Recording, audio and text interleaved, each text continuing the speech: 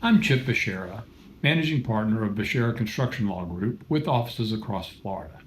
As a current national board member of the American Subcontractors Association and an active participant in ASA's Attorneys Council since 2018, I've witnessed firsthand how this organization transforms businesses.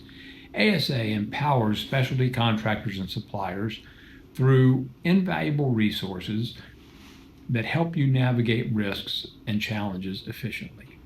This video series addresses critical issues you face daily, from payment delays to risk transfer and indemnification provisions, providing practical solutions that protect your business. Every subcontractor and supplier deserves a powerful advocate in their corner.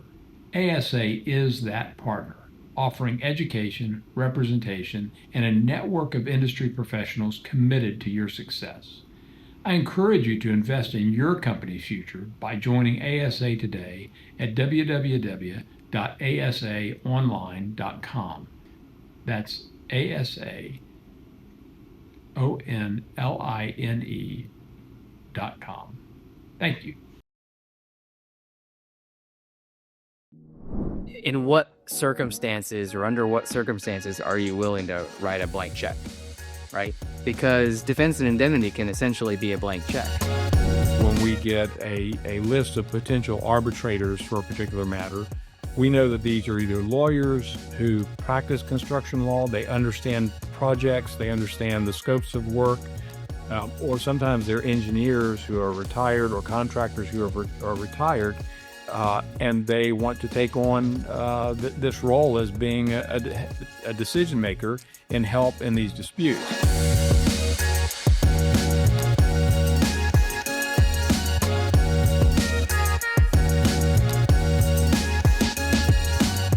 Hello everyone, this is Chip Bachara with Bachara Construction Law Group, and with me today is Hugh Higgins. Hugh is the managing partner of our St. Petersburg office, and today Hugh and I are going to continue our conversation about construction contracts, and we're going to address today in particular dispute resolution, arbitration versus litigation, and recovery of attorney's fees with regard to the overall dispute resolution. We use that term dispute resolution as lawyers. What it really means is, how are you going to resolve a dispute between the parties?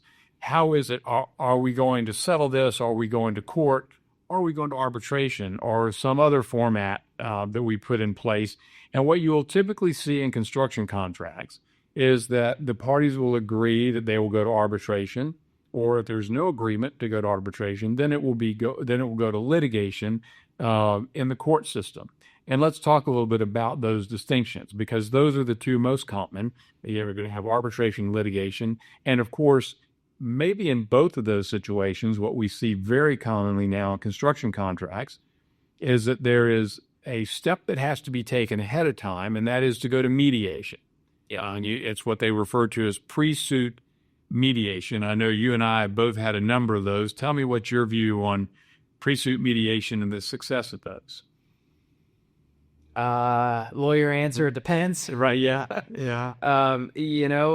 Pre-suit mediation is great when you have parties that really want to resolve the issue and parties that appreciate the expense and the risk of litigation or arbitration. But even when a pre-suit mediation doesn't settle a case, I still think it's a useful tool, because without sending out a whole bunch of written discovery, without taking a bunch of depositions, you get everybody together with a neutral and you talk about the issues as you know them and the disagreements as you know them, and you see if you can find some common grounds. And then you also see how far apart are we, right? I mean, before you go and spend a bunch of money on legal fees, what's the gap? It can be a useful assessment tool, as well as, with the right counsel, with the right mediator involved, you can begin the consensus-making process. That's a good approach and a good attitude to have for that. My experience has been that early on in the dispute process, the parties are dug in. They know that they're right. They know the other side's wrong, and they know their lawyer is going to win the case for them. and they don't want to show a lot of their hand. They don't want to really tell the other side too much of it. They may tell the mediator some information, but they're still going to play it very close to the vest, and so you don't get as much information forthcoming. However, I think what you may be experiencing is a contractor or an owner or a subcontractor that has been through the pain of litigation, and they understand how much litigation costs and why it's important to settle them early. They may come into it with a better attitude, with more of a desire to resolve the dispute early than someone who hasn't been through the process before. And so that is where it can pay off. But then once you get past that, then you've got a choice, but you've got to make this choice ahead of time when you're preparing the contract. Do you want to have arbitration as an option versus litigation? Tell me, what are your thoughts on arbitration versus litigation? The benefits of arbitration, there are a lot. One of the biggest is it's completely private.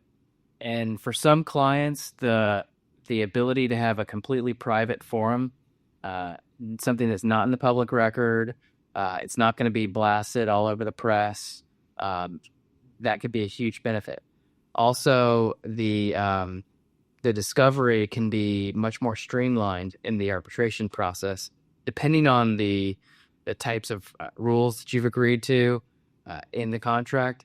So if you're a party that may frequently have claims and you want to have a predictable method for resolving those claims that has, streamlined discovery, a way of getting to a resolution point sooner, then arbitration is likely going to be a really good choice because it has those benefits. Yeah. On the flip side, some people prefer litigation either just because they're not as comfortable with the arbitration process. They've litigated more, so that's the comfy ground. And the judges in the court system have more power to make parties and non-parties do certain things. I've found that the arbitration tribunal is somewhat limited in compelling a party or non-party to give over certain sensitive documents that they may be withholding than, say, a court.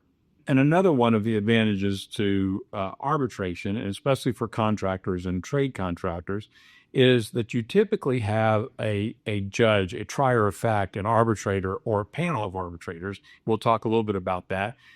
That is knowledgeable about the industry. We typically, when we get a list of potential arbitrators for a particular matter, we know that these are either lawyers who practice construction law, they understand